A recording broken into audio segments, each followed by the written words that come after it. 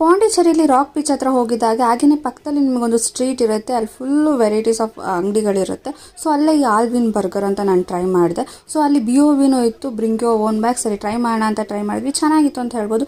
Veggies ಎಲ್ಲ ಜಾಸ್ತಿ ಹಾಕಿ ನಿಮಗೆ ಸಾಸಸ್ ಕಮ್ಮಿ ಹಾಕಿ ಚೆನ್ನಾಗಿ ಮಾಡಿಕೊಟ್ಟಿದ್ರು. ಟೇಸ್ಟ್ ವೈಸ್ ಗುಡ್ ಅಂತ ಹೇಳ್ತೀನಿ. ಇವ್ರ ಹತ್ರ 3 ಟೈಪ್ಸ್ ಆಫ್ ಬರ್ಗರ್ಸ್ ಇರುತ್ತೆ. ಒಂದು ಅಮೆರಿಕನ್ ಸ್ಮ್ಯಾಶ್ ಬರ್ಗರ್, ಹಾಗೆ ತಂದೂರಿ ಚಿಕನ್ ಬರ್ಗರ್, ಹಾಗೆ ಕ್ಲಾಸಿಕ್ ಜಿಂಜರ್ ಬರ್ಗರ್ ಅಂತ 3 ಬರ್ಗರ್ಸು ತುಂಬಾ ಸೇಲ್ ಮಾಡ್ತಾಯಿದ್ರು ಅವರು. ಅಷ್ಟೇ ಕ್ರೌಡ್ ಕೂಡ ಬರ್ತಾಯಿತ್ತು.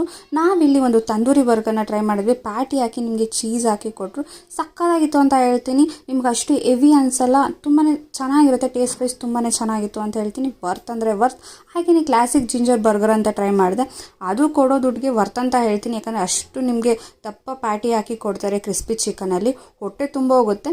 ಕಂಪೇರ್ ಮಾಡಿದ್ರೆ ನಿಮಗೆ ತಂದೂರಿ ಬರ್ಗರ್ ಚೆನ್ನಾಗಿರುತ್ತೆ ಅಂತ ಹೇಳ್ತೀನಿ. ಪ್ಯಾಟಿ ಹಾಕಿ ಮಾಡಿಕೊಡೋದು ಇದು ಒಬ್ರಿಗಲ್ಲಿ ತಿನ್ನೋದಕ್ಕಾಗಲ್ಲ. ಸೊ ನೀವೇನಾದರೂ ಆ ಕಡೆ ಹೋದರೆ ಈ ಬರ್ಗರ್ ಶಾಪ್ನ ಟ್ರೈ ಮಾಡಿ. Thank you for watching.